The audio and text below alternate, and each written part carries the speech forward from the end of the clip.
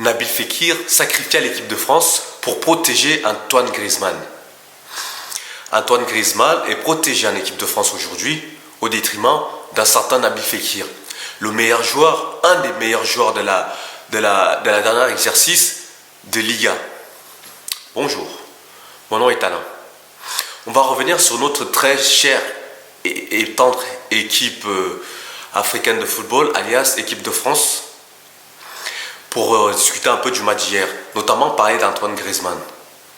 Parce que c'est quand même quelqu'un qui prend énormément de place, surtout qu'il a été mis sur un piédestal, je ne sais même pas si c'est à juste titre d'ailleurs, mais il a été comparé aux très grands, au Zidane, au Platini, au Cessi, en disant que c'est la génération Antoine Griezmann, parce que le mec il a tiré des pénaltys pendant la Coupe du Monde que la France a remportée.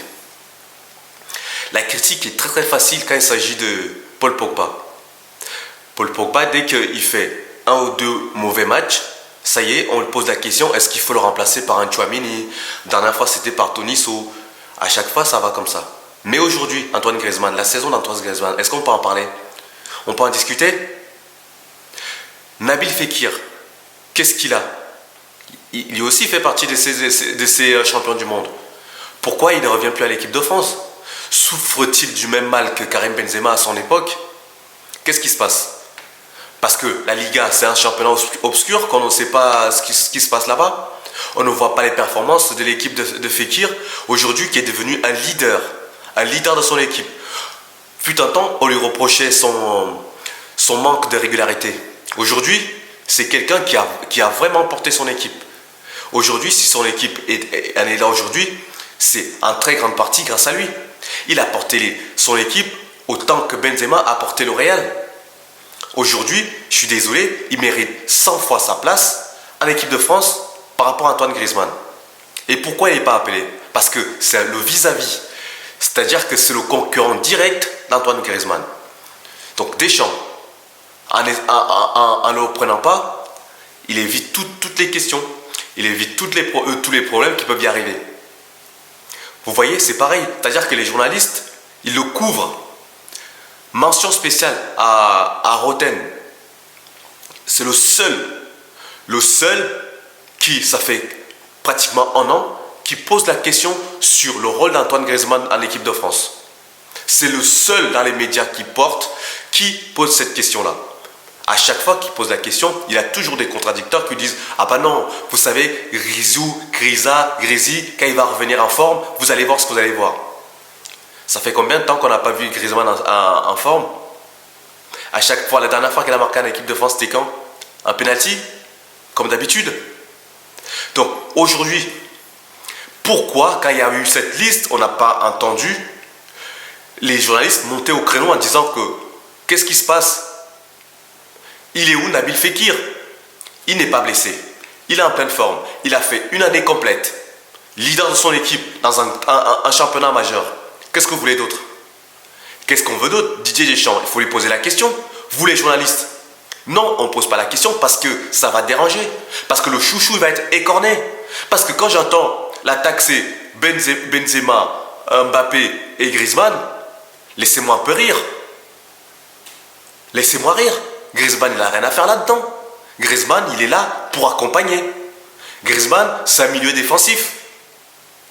Vous avez vu son entrée hier? Vous avez vu l'occasion qu'il a ratée? Vous voyez bien que c'est quelqu'un qui n'a pas confiance en lui et qui sait très bien qu'il est en train d'usurper une place. Ce n'est plus sa place, il sait qu'il n'a plus de place ici.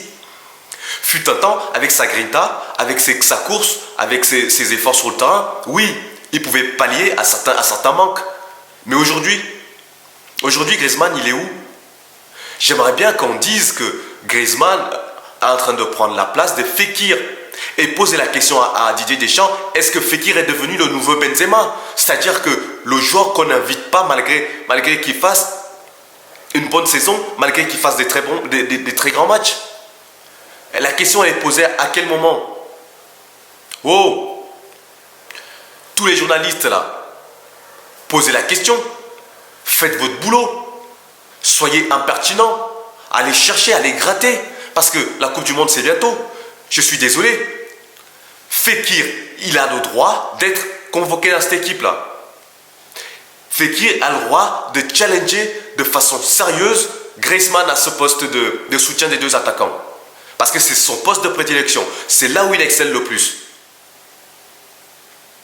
Donc, je suis désolé de le dire, Fekir est en train de devenir le nouveau Karim Benzema. Voilà. Donc, c'est à vous les journalistes de faire le travail, de faire le boulot et de pousser Didier Deschamps à répondre à la question. Pour revenir à l'équipe de France à elle-même, vous voyez ce que je vous ai dit la dernière fois, le dernier match. C'est une équipe incapable. C'est une équipe incapable de jouer correctement. Hier, c'est encore une fois la même chose. Qui possède le ballon? L'équipe en face. Qui mène des actions construites? C'est l'équipe en face. Vous savez comment l'équipe de France joue? En contre-attaque. Tu as l'impression que tu vois le foot d'enfant. Chaque joueur à son poste veut faire un exploit. Il n'y a pas de lien. Il n'y a pas de ligne directrice. On ne voit pas où il va en venir. C'est je récupère un ballon, j'envoie à l'autre qui essaye de faire un exploit. Hier c'était Diaby, parce qu'il court vite, on lui envoie un ballon, il faut. Non, c'est pas ça le foot. Cette équipe, elle joue comme ça, c'est-à-dire sans plan de jeu, à l'instinct. Non, ce n'est pas du foot. Vous voyez la moindre équipe qui garde un peu le ballon, qui calme le jeu, peut toujours mettre cette équipe en difficulté. Donc là, qu'est-ce qu'on va dire? On va dire quoi? La Croatie aussi, elle a changé. La Croatie aussi, elle a perdu la semaine dernière. Donc, qu'est-ce qui se passe? Vous voyez que j'avais raison. Je vous dis, cette équipe-là, préparez-vous. Ça va être encore 6 sortes des poules. Mais premiers matchs qui vont arriver sur un adversaire un peu coriace, un adversaire un peu intelligent qui pose le ballon sans forcément être une très grande nation, c'est merci, au revoir. Ça va être merci, au revoir. Alors continue à mentir aux gens en disant que c'est une équipe qui a beaucoup de talent, c'est une équipe qui a des individualités énormes, c'est une équipe qui a le meilleur joueur du monde, comme vous aimez bien à le répéter comme des perroquets. Voilà. Continuez. Et surtout, je suis désolé, il faut mettre certains joueurs dans cette équipe-là. Spéciale dédicace à Aouar. Aouar aujourd'hui, il a encore peut-être la possibilité de changer d'avis, d'aller jouer avec l'Algérie. Et voilà ce qui se passe maintenant aujourd'hui avec